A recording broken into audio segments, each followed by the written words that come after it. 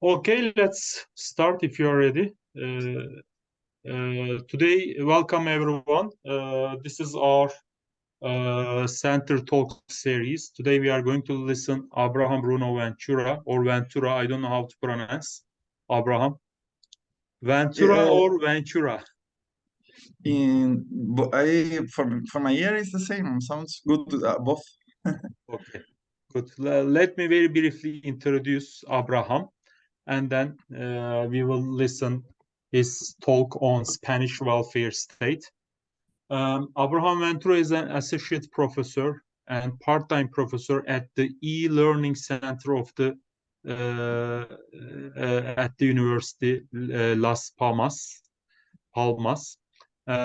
in the social work degree. He's teaching the subjects of volunteering, and social cooperation and social group work. At the same time, he works as a social worker in the specific psychoeducational orientation team for hearing disabilities in the province of Las Palmas. He got his BA degree in social work from the University of Las Palmas de Gran Canaria in 2004. In social and cultural anthropology, he did his MA in 2007. In 2018, he completed his MA degree in social work, social intervention methodologies, and public policies at the National University of Distance Education University.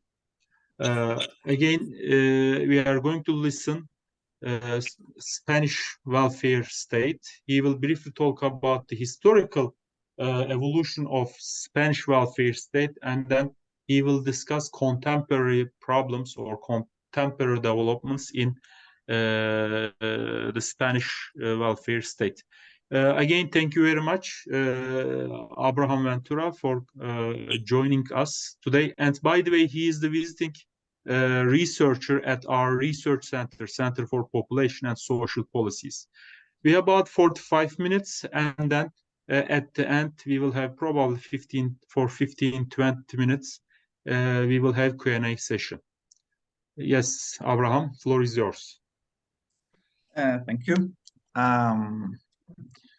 The introduction is done. I want to put always the map so you know where I come from, because when I say here, like I'm from the Canary Islands, they ask me always, Canada? No, Canary Islands. We are on islands in Spain, close to Western Sahara and Morocco.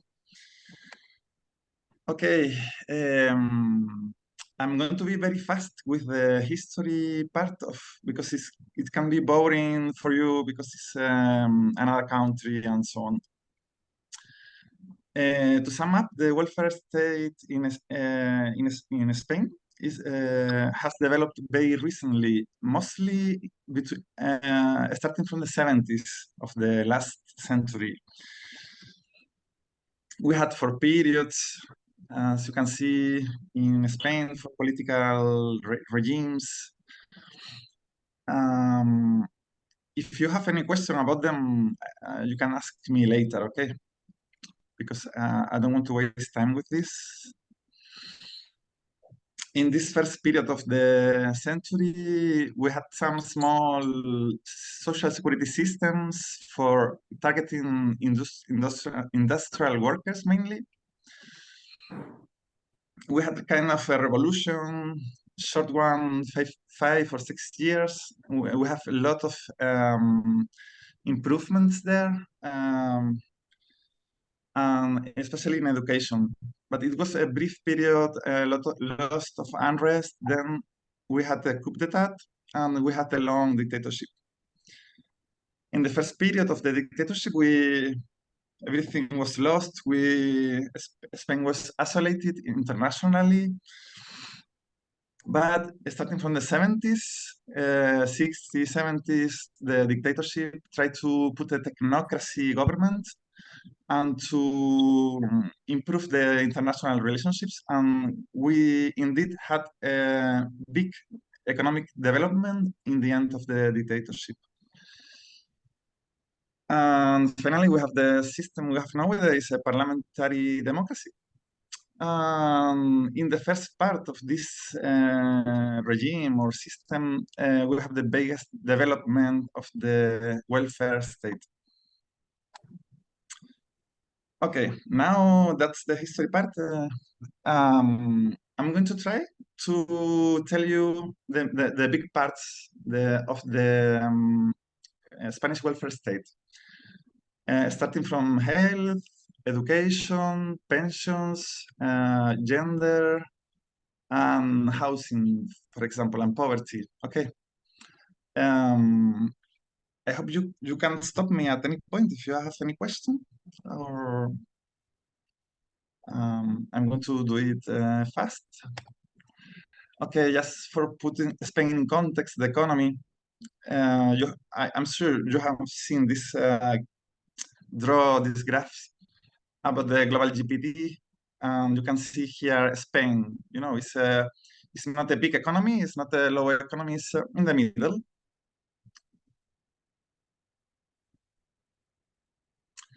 And I'm sure you might know the Spin-Anderson classification of welfare states. I think it's very accurate when it comes to compare Spain with other welfare systems. Yes, Spain is usually considered like a Mediterranean or Southern European welfare system.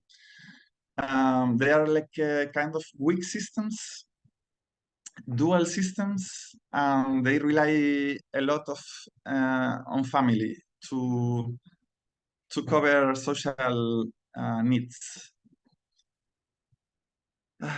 Any question until now?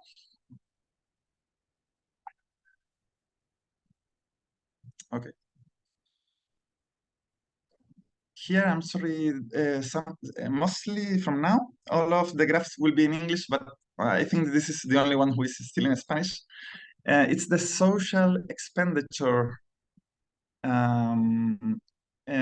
related with the GPV. Okay, we can see here many countries.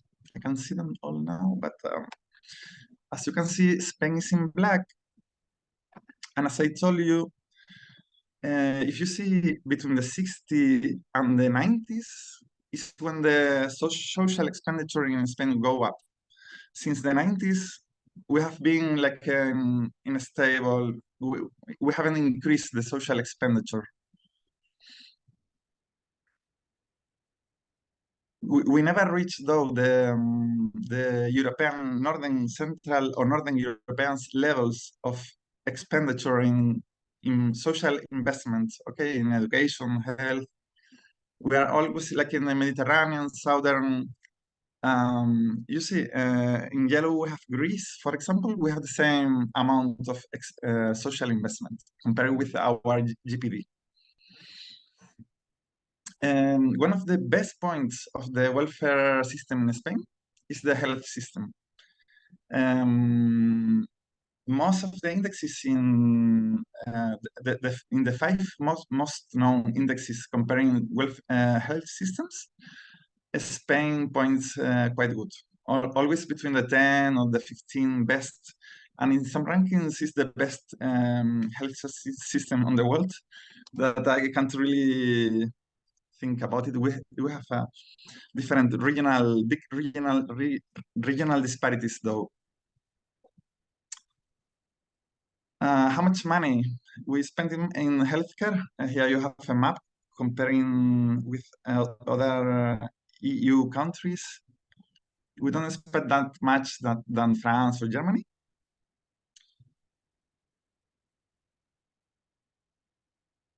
And the expenditure has been stable.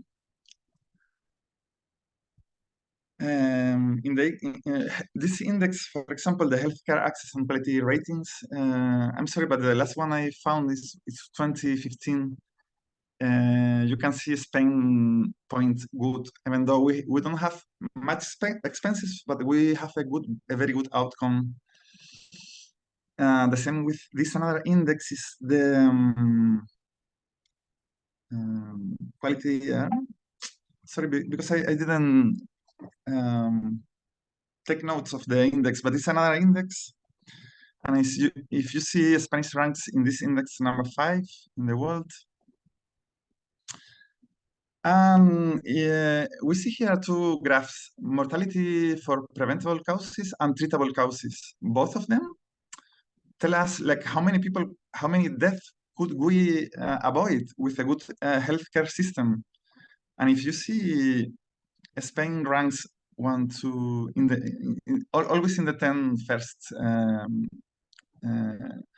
in the outcomes of the health system. The density of doctors we have is quite high. When it comes with nurses, it's not that high, but it's long to explain. We have a very different concept of nurses in Spain than in other countries. It's not we know the determinants of health is not only and it's not mainly the health system. It's the lifestyle, the diet, and many other stuff. But Spain is always between the highest life expectancy countries on Earth. Okay, any question until here? Is free, universal, and most of the medicines are subsidized by the government for 50%. Even for poor people can be for free the medicines, okay? When it comes to education, we can't be that proud. Okay, we have we spend more money, but we have low outcomes. If you see all of the countries, I think we are nowadays increasing the need of spending on education. And Spain has done it as well.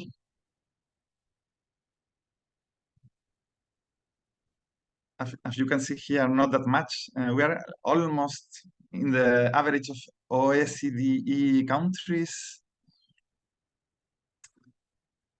Unbelievable that we spend the less amount of the GDP than Germany. Of course, Germany has a higher GDP than Spain. But when I'm sorry because I can't pronounce it in English. We say PISA in Spanish, but I'm sure you know this index. The last one Spain was assessed was or at least the last I could find 10 years ago. Spain ranks not really good if we compare the money we put in education.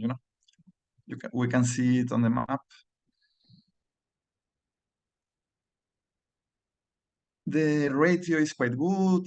This is in elementary and secondary schools. The ratio student per teacher, almost about 10, let's say.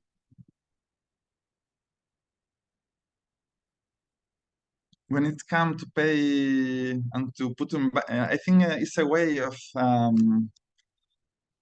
don't know, to put in value what its education is, how you pay the professionals, the teachers. Spain, we don't pay too much to the professors, especially at university. And the ranks of the outcome of Spanish universities are not really good comparing with others in Europe or with United States or China, for example, or South Korea,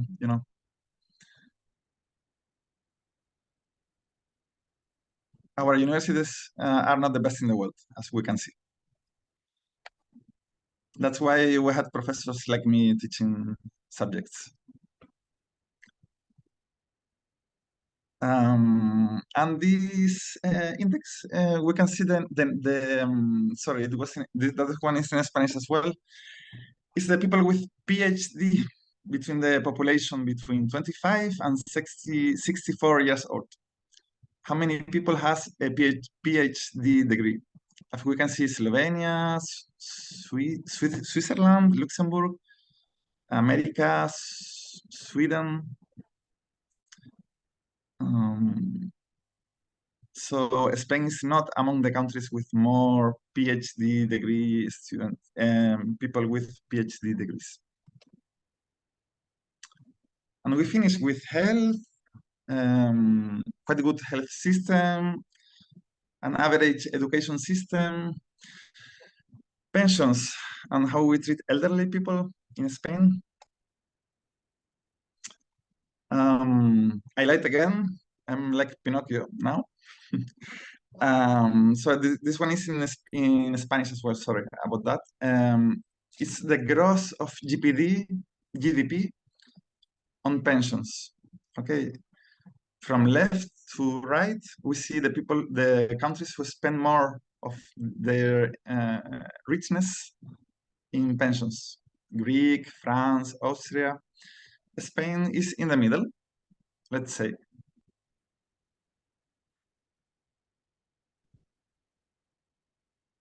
And this is this finally in English, gross pension replacement rates. Spain scores quite good. If you see where we should be here in the right, almost 75% of your last salary is what you receive on pensions. It's quite high. I personally live in England for 2 years. The Spanish amount of pensions are quite good compared with England, for example. As you can see, it's much high that in the average countries on OECD.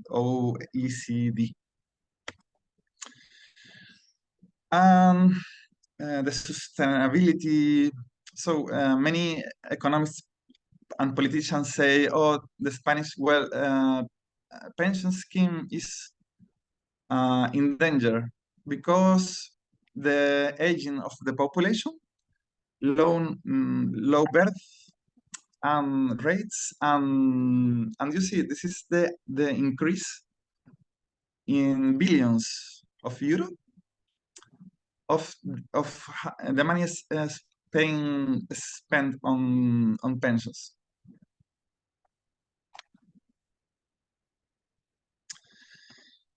So we had the health system quite good, the education system average, the pensions quite good in amount, but some people consider that it's in danger in future.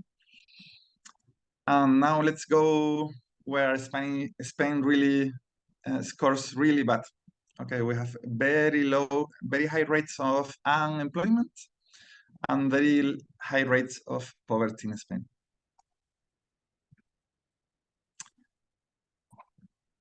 I think it's famous that Romania, for example, is one of the countries in Europe with a lot of poverty and a lot of people migrating to another countries.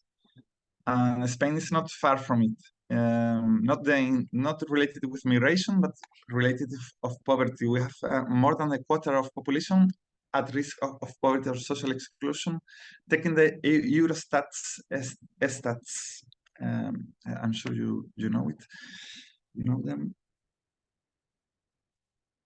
Okay. The inequality of income in Spain, what we said before, like we are in a Mediterranean, Southern European system. And this is the evolution of real unemployment in Spain, because we have different stats, but this is the real one, let's say. This is the amount of employment. We are doing better lately. We are now in 15% of people unemployed. Mostly the people who is unemployed in Spain is people over 45 years old with no high qualified jobs, and mostly women as well, and young people behind 30 years old. Related with benefits, The amount of benefits in Spain, as you can see, is not that bad. It's in the average.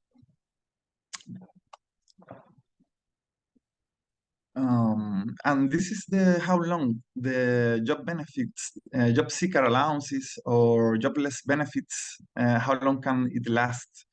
In dark blue, you see the contributive system. And in Spain, we are on the right, as you can see, it's not that bad. And the means tested unemployment or non-contributive unemployment in Spain, they have really low, very low amount of money, let's say, replacement rate.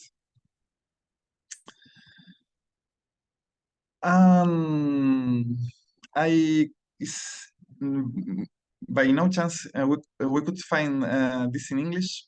Is the minimum guaranteed rents in Spain for targeting people on poverty with they started in France with this system, means tested, you have to do some activities if you receive these benefits and so on. They have been a failure, completely failure in Spain. Everyone agree with this. It relies in regional governments. So we didn't have until 1 year ago an unified system in Spain. The target of people, as you can see, for example, on the left, we can see Castilla-La Mancha, who is a region in Spain. The poverty targeting system with benefits, it only target the 3% of the people on poverty. But if we go on the right, País Vasco, Basque Country, 70% of the people which is poor, which live under poverty conditions, they receive these benefits. So we have a huge mess here in Spain. And this is, I told you like 1 year ago, Spain said, oh no, as a nation, we have to have an unified centralized system to deal with this. And the result is the one you see here. In some regions target 5% and some regions target 10% of people under poverty. But the problem is targeting mostly, if you see the region on the left, Navarra is one of the richest one. So we are putting the benefit for poor people in the richest region on Spain. So it's completely a failure, the minimum guaranteed income in Spain. I wanted to point it out, the internal regional differences. Spain is a very big decentralized country. I mean, you might have heard something about the Catalonia referendum, for example, or the Basque terrorism, who is now the independent movement in Basque Country. So we have a decentralized country. The problem is as a consequence, we have a very different rich and poverty between regions. You can see it here, for example, in Madrid, the capital. The GDP per capita is 5,000 euro, and is I don't know where I live on the islands is almost the middle of the GDP. We have you can see it here in a map. You see the GPD per person. Huge internal differences in Spain. And the risk of poverty, the same. Big differences. Okay. And I want something to, Spain is quite a curious country comparing with another European countries. Is related with the housing. In Spain, we have the culture that everyone wants to own their own house. And we are very used to live in flats comparing with other European countries. For example, if you live in a flat in England, many people think it's a mark, like oh, this guy might be poor if he lives in a flat. In Spain, we don't have that cultural consideration. For example, in Germany, people have more money, but they still prefer to pay a rent rather to engage in a mortgage, you know.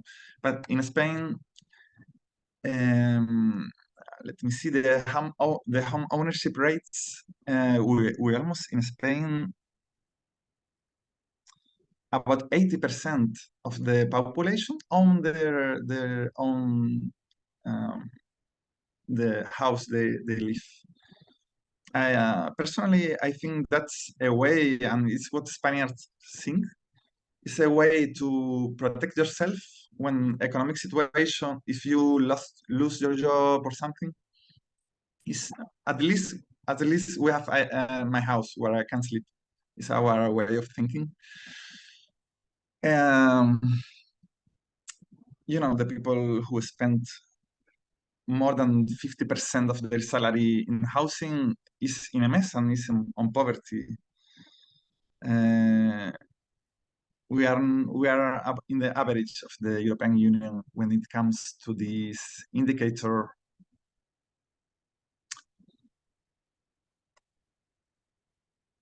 And we score really bad at that point in Spain. And social rental housing, we don't have it. To sum up, we score 2% of the renting is social renting in Spain. It's a long story to explain you. During the dictatorship, we had some housing policies, but then everything stopped. And that's in that graphs. I wanted to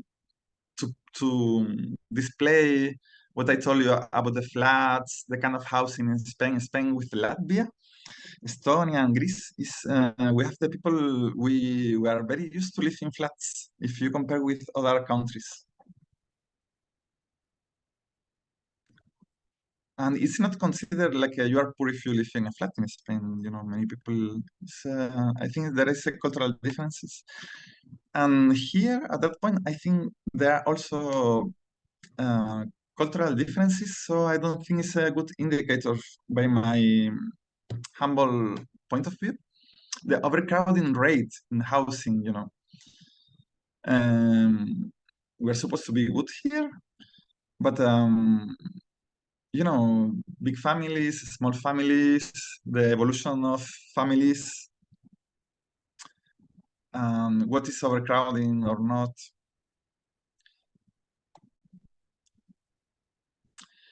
Um, I'm going to sum up. Health system, let's say we have a good one. Education system is not working. In poverty, we have a lot of poverty comparing with Europe and huge regional differences. In the housing, some good indicators, some bad ones. And let's go now for the gender gap.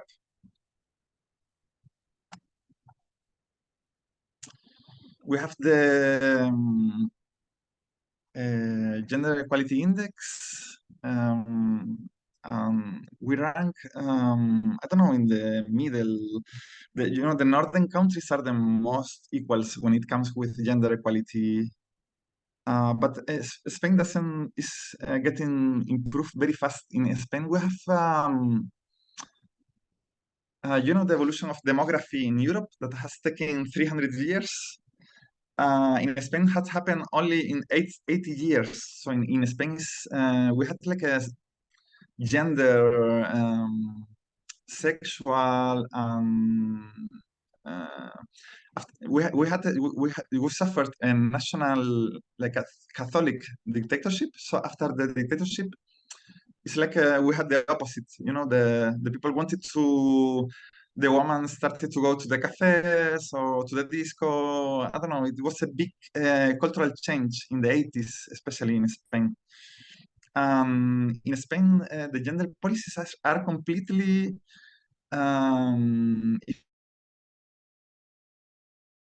If you ask anyone in Spain, we must go further at this point.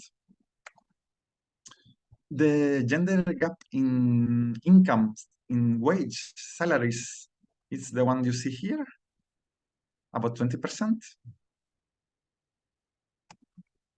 And the gender gap in pensions is higher. If you can see here, the data are not very new, but we score like we have a difference in pensions, you know. We have a dual pension schemes. We have had some improvements in the last decade, but maybe we can have time later. So I want to finish almost the presentation here. I don't know if you want to have any question about what we have said.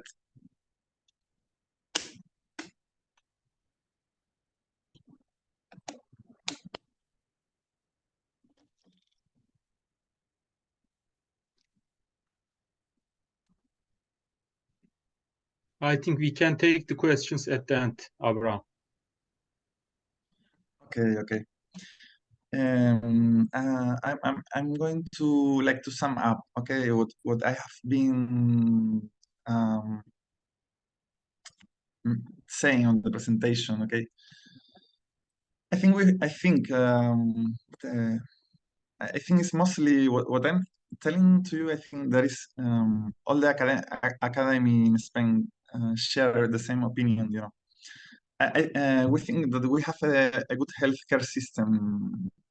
We have a universal coverage, good services, long life expectancy, and the World Health Organization say that it's basically because we focus more in primary care, what helps to early detections, you know.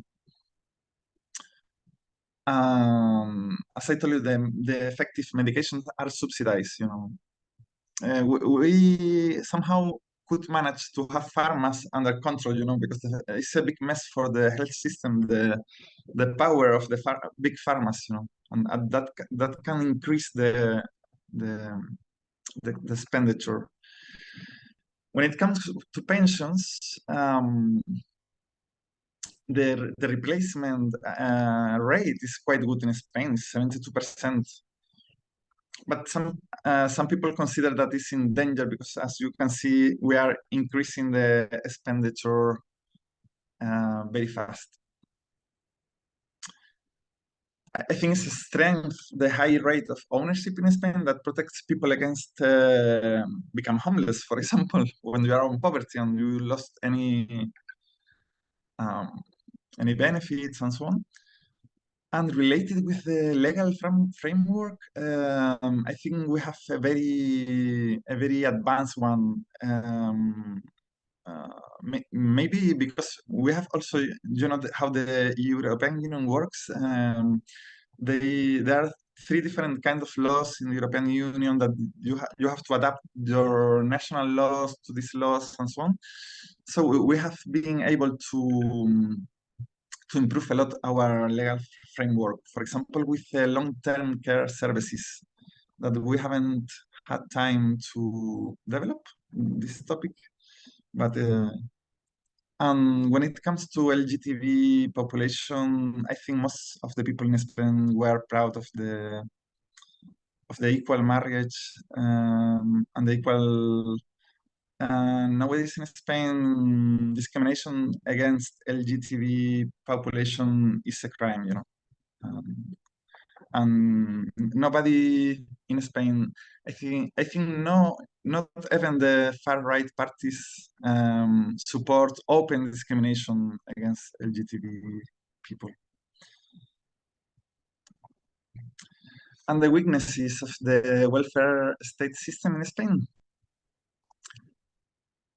The money, we can have a good system if we don't spend, or as some people prefer to say, invest money in the social welfare. If we don't spend enough money, we can have a good outcome.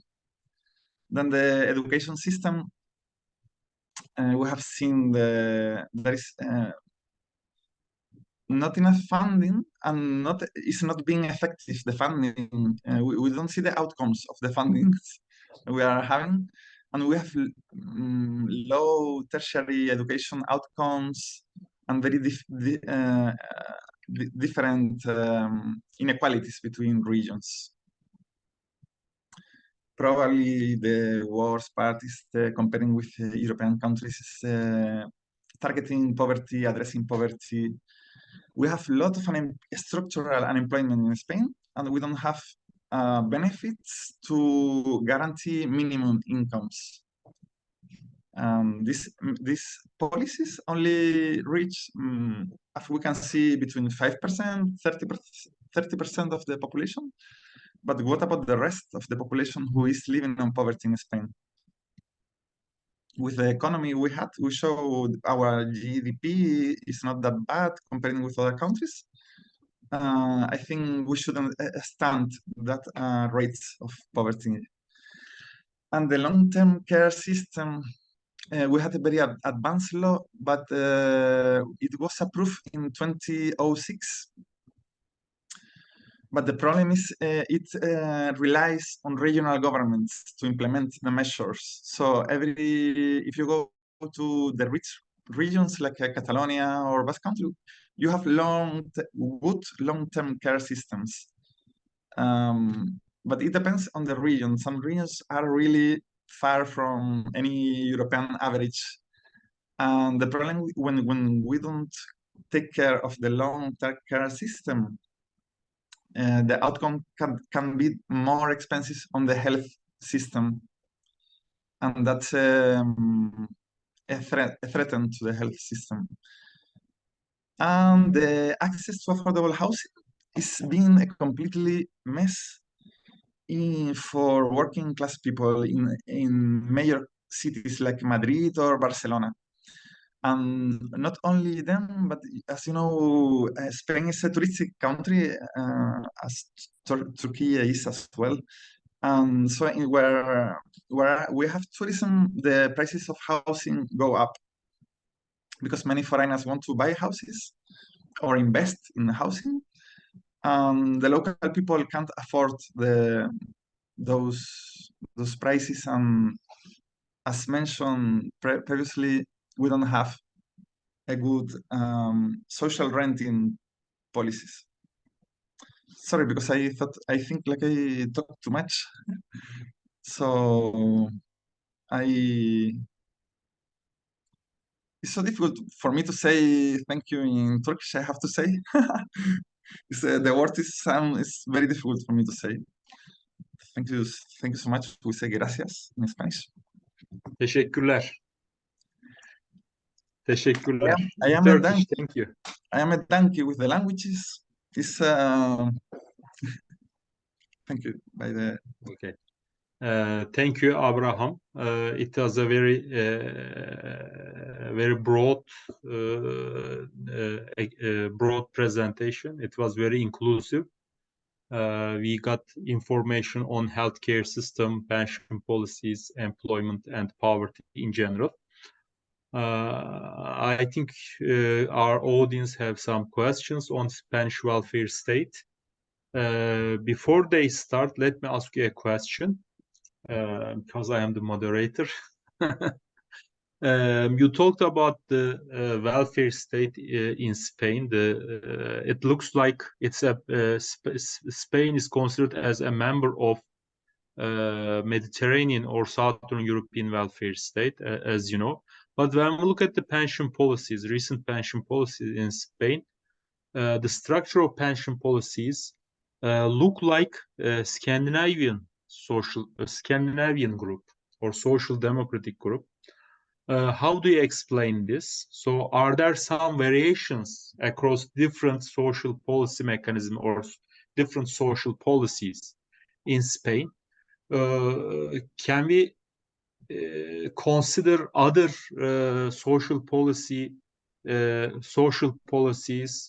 as a part of Scandinavian welfare states, in the last couple of decades. Oh, and in addition to this, how governments or some left-wing parties affect these policies recently? Thank you. When it comes to the, let me go to the beginning because it's the Spink-Andersen classification. I agree. You are completely right. I agree. Is the, for example, the health system in Spain is universal completely. If an immigrant, we have immigration, for example, mainly coming from Morocco. I don't know how to go to the beginning, so I'm sorry. So we have immigration coming, for example, from Morocco, and the first day they stay in Spain, they have access to universal healthcare. So at the education system, for example, or the health system and the pension system, somehow is more like the ones in the north.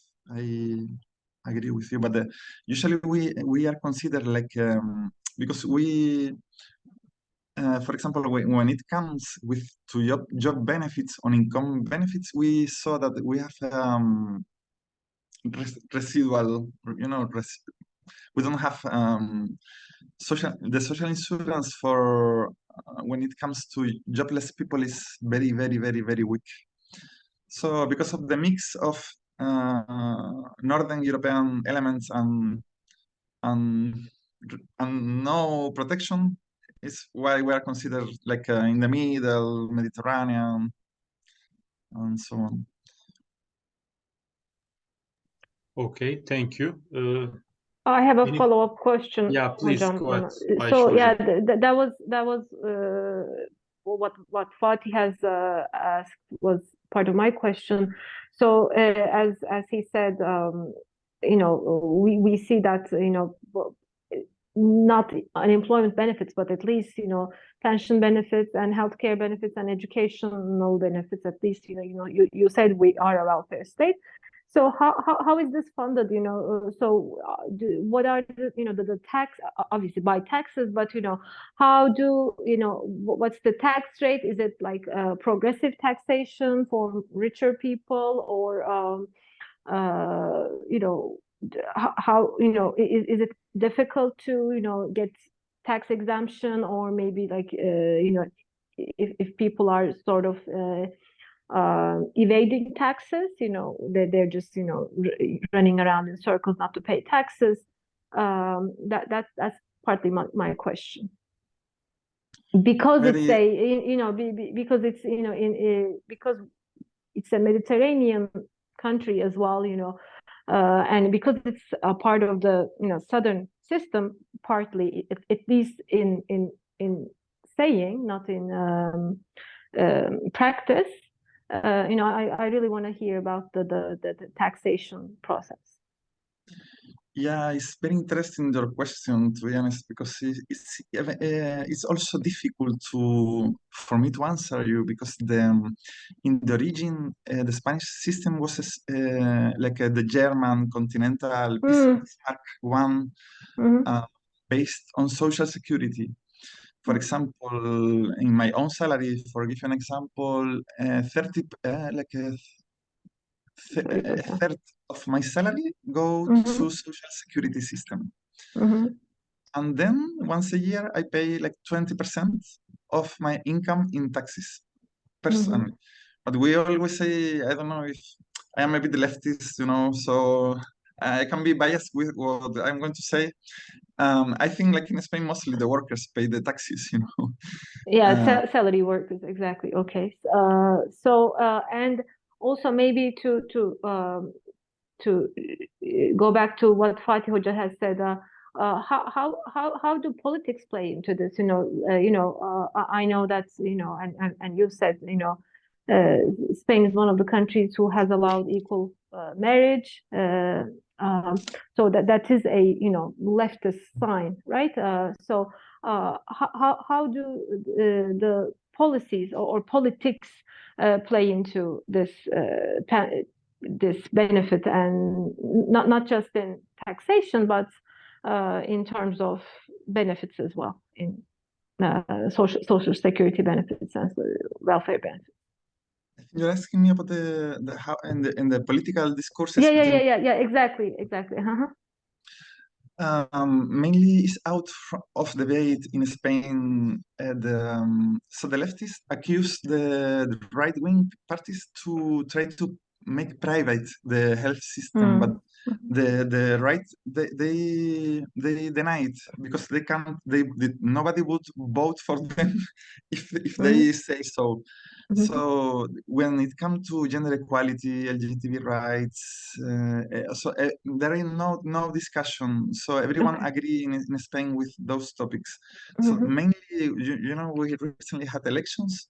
The leftists try to accuse the big right party, that you are going to go against women rights and against LGBT rights and so on, because it's true that the leftists did it first than the right, but the right deny. No, we are not going to do that. We're not going to touch that. Okay, yeah, I see.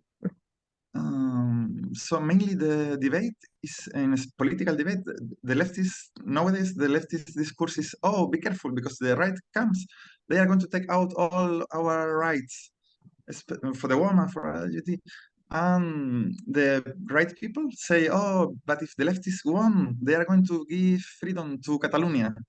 Catalonia, the referendum and so on. So this is basically the political discourse about elections. Okay, I see. All right. Thank you. Okay, thank you Ayşe Hocam. Do you have any questions? İskender Hocam, Nuri Hocam, and our other audiences? I also have a question. Yeah, go ahead, please. First of all, thank you so much for your interesting presentation. It was very deep and good. My question is about childcare. You mentioned about care system, but especially I'm wondering about the childcare system of Spain, because you mentioned about low employment rate and the gender gap. What kind of let's say social policies you are applying for childcare system, because we know Spain is also family oriented country, but also elder people like grandparents should work to maintain their life. So how do you balance to make women join to employment and also childcare? This is a really, really, really good question. When I was making this presentation, of course, one of the main reasons for the gender gap is in Spain, well, we have here the classification, we rely on family. When they say on family, they mean basically if someone get ill, if someone needs to clean the house, basically we are supposed we're equal, blah, blah, blah, but in the end, the woman is going to do it, and the woman is going to take care of the elderly people, and nobody is going to pay them for this, That's so. And there are two. You mentioned the childhood. Spain and Ireland, if I'm not wrong, are the countries in EU with more child poverty, because I've been working as a social worker, and social services people come from, I have 2 kids, 3 kids, what benefits can I have? And I checked all the legislation, and it's the response is, sorry, but you don't have any benefit. It's unbelievable. We don't have nothing like this in Europe. Lately, the last government, I don't know if you have heard about Podemos, we are going to make a revolution, blah, blah. What the only thing they could do is give some money to NGOs to make something. But basically, we are still being sexist. We don't. There is not. We could manage to, because, for example, the schools on the islands, they opened from 9 to 1, for example, and the people usually work from 8 to 2. So who's going to go to the school to take the kids, and who's going to? So we have managed to have some programs to put the children at 8 or something, but we are like completely underdeveloped in childhood in the topic you have told me, and the long care is the same.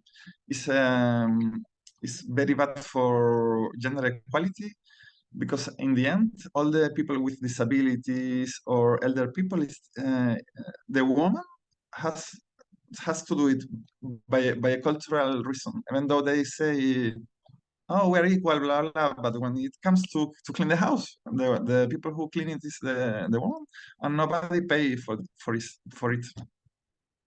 I don't know if I answered you, but you really point a very weak point of social welfare in Spain. Thank you so much. Let me ask you a question related with this care issue, long-term care for the elderly.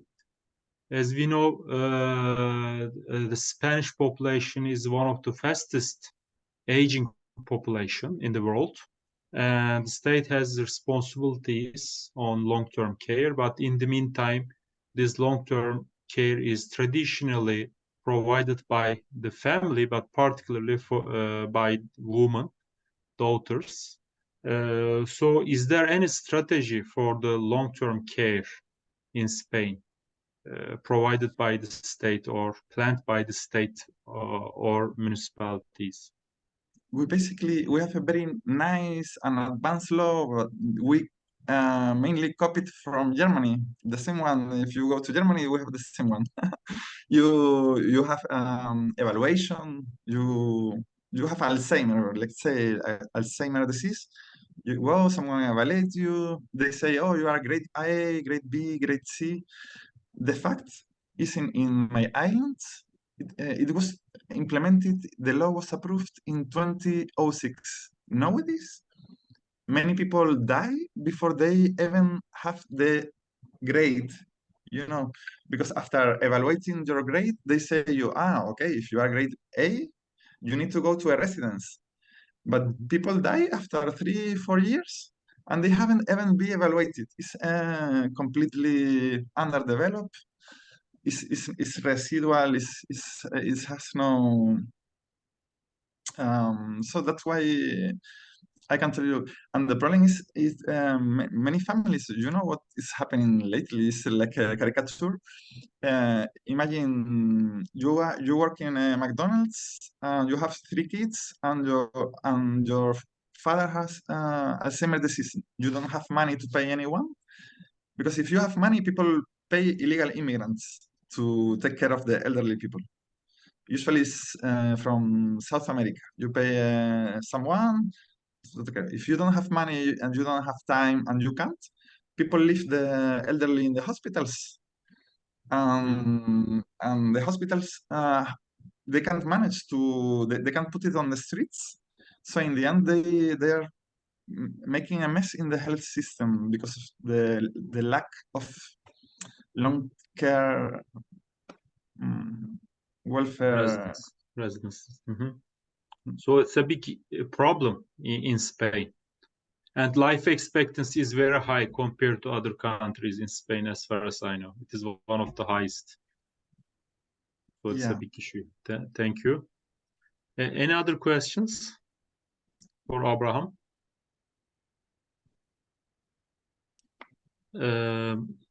You can also type your questions on the chat box. And I have one more question. Actually, you talked about regional differences, poverty differences, and you have a big issue, separatist movement in Catalonia, as you briefly mentioned. So could you please talk about these poverty differences? What are the main reasons behind these differences? And related with this question, I would like to ask a question on the rights of minorities, especially Muslim minorities, regional minorities. There's a huge migration wave from North Africa, as far as I know, to Spain and Italy. So the number of Muslim immigrants are increasing, as far as I know. So what are their rights, especially social rights? Are there any social right for these new immigrants? Because they are not citizens, but you have also some citizens for sure. So could you please talk about on this issue a little bit? Thank you. We don't have, I think personally that we don't have the big Islamophobia that we are seeing on Europe, on the islands, in southern of Spain. People really, if you go to Serbia, people say the Turks, referring to the Muslims. All the Muslims are Turks for them in Serbia. On the southern of Spain or on the islands, we say Moors. Not me, but people say Moors, like the people from North Africa, basically. And there is racism against Moors, like as an ethnic group. We have had in the history a lot of wars and so on. And if you take the Moroccan monarchy, they claim like some Spanish cities belong to them, or a Spanish colony. I don't really. And the map, also the Canary Islands, they sometimes include the map, like the Canary Islands is Morocco. So there is some racism against Moroccans, let's say, Maghrebis. Some people say, oh, immigrants are good, but Moroccans are bad, something like this. But we don't have like the discourse I have heard, like in France, maybe like Islam is a danger, a threat to humanity, and so on. We don't have those discourses in Spain, thanks God. I don't know, you asked me, I'm especially interested in economic opportunities of these immigrants or minorities, Muslim minorities. As you show in your slide, Andalusia, the southern part of the country, it is not dominated by the Muslims, but many Muslims live in the southern part of Spain, as far as I know. The poverty rate is very high compared to other regions. Yeah, but no, right? but it's no long. We don't longer have like the route from if you go to the south to northern Morocco to Tangier, for example, you see Spain, Andalusia is very close. But this route is completely blocked. They don't have any immigration there longer. Something very small. If you go to Andalusia, I studied 2 years there. There are no. I lived in Granada, where I think you told me you have been there. But there are not a big Muslim community there. There are not many. I have a Sahrawi friend living in Almeria, for example. And on the islands, maybe 2% of the population are from Morocco, because Spain is mostly Moroccans, for example, wants to go to Belgium and to France. They speak French, they study French, and they know the living conditions there and the benefits are higher, that their families are there. So Spain is mostly a way of a stop on the way to Europe. We don't have and when it comes to rights, for example, I have a Moroccan friend in Barcelona, in Girona, Mohammed, and he told me, I don't want to be in Spain, but I'm going to stay like a couple of years because we have one of the better legislations when it comes to if you go illegally to Spain and you spend 3 years, then they give you the permit of residence. Meanwhile, in France, I think it's 10 years or something like this. That's why many people, I think legally speaking, they are not. There is a social problem with racism, but I think it's mostly in the places where they arrived. But it's senseless because it's like I don't know, in Poland, for example, if you have heard like the racism in Poland with the Syrians refugees, for me, it's senseless because nobody wants to live in Poland. All of them wants to go to Germany, you know. We have the same problem in Spain. We have some racism, but we have very low Moroccan population because all of them prefer to live in France or in Belgium. Okay, thank you, Abraham. Do you have any questions, comments? I think we don't have any question. Again, thank you very much for this very informative presentation. I learned a lot on Spanish welfare state and contemporary issues, social issues in Spain. Thank you very much for listening, Abraham, and participating our center talks. Have a nice day. Bye. Thank you.